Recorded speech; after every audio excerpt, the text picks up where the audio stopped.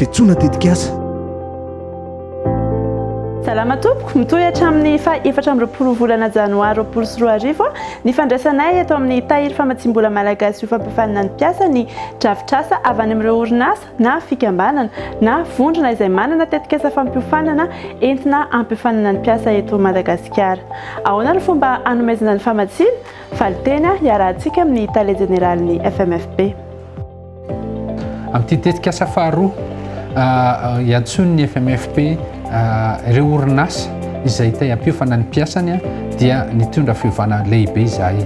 Voalohany indrindra ireo orinasa madinika dia nomenay sehatra lehibe indrindra eto amin'ny FMFP.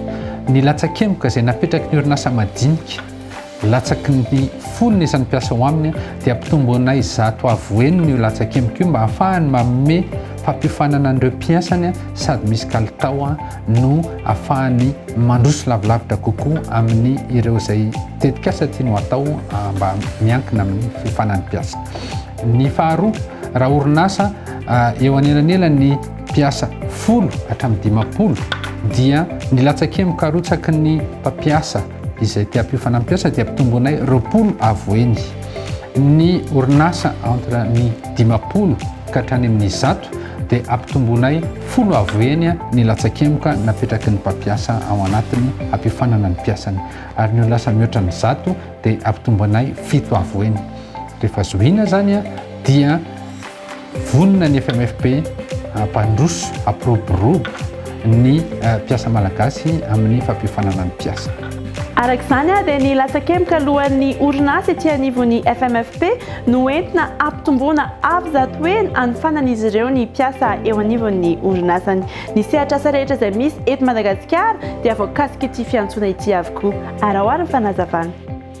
Amin'ity fiantsoana tetikasa ity dia nosokafanay ny sehatra afaka misitraka ny famatsim-bola ho fampiofanana ny mpiasa eto amin'ny FMFP. Ny voalohany amin'ny sehatra BTP ressources stratégiques izay misy ny mine sy pétrole dia mbola ao anatin'ny sehatra ho sitrahanay keo ny fampiofanana ny mpiasa. Ao koa ny sehatry ny textile, habillement, accessoire. Ao ny sehatry ny tourisme, hôtellerie, restauration, izany hoe na guide touristique io, na tour opérateur, na compagnie aérienne. Ao ny sehatry ny technologie de l'information, la communication, misy ny média, misy ny call center, ohatry ny service informatique. Ao ny sehatry ny développement rural, ny fambolena, fiompiana, ny tontolo ambanivohitra. Ao ny sehatry ny antsointsika hoe prailenta na équité. Io dia natokana indrindra ho an'ireo orinasa vao miforona ohatran'ny hoe start-up, ma koa ireo orinasa tsy ao anatin'ny sehatry ny formel. Ankoatran'izay dia nosokafanay lehibe kokoa ny sehatra. Nasianay ny sehatry ny éducation, sport et santé. Ankoatran'izay ny sehatry ny antsoina hoe transport et logistique. Hita moa eto fa miroborobo ny sehatry ny transport logistique tsy afaka nadinoana io sehatra iray io. Ary ny sehatra ankoatran'izay dia ny sehatry ny service financier, izany hoe ireo banky, ireo institut de microfinance, ny assurance, izany dia sehatra lehibe eto Madagasikara. Izay tsy tafiditra amin'ireo sehatra maromaro ireo dia tafiditra anatin'ny sehatra antsoina hoe multisectoriel. Ary izany sehatra izany misy ohatran'ny hoe profession libérale sy ny etsetsetera.